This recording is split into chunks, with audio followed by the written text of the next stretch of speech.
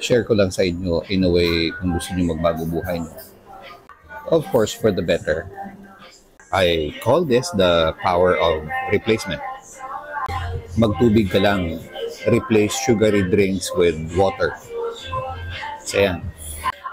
Replace overthinking with action.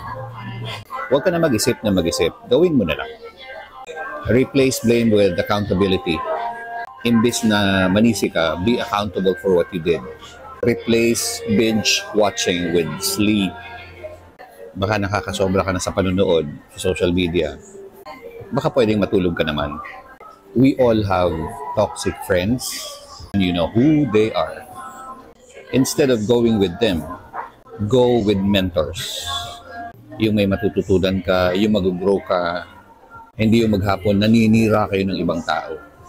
Or kayo mismo naninirahan. Ito mabigat, and I think you should try this. Replace complaining with gratitude.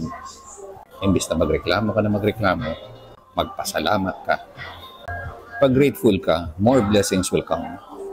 Pag ingrato o ingrata ka at wala ka nang ginawa, magreklamo na magreklamo, mag-complain, itaga mo yan sa bato, you'll receive more things to complain about.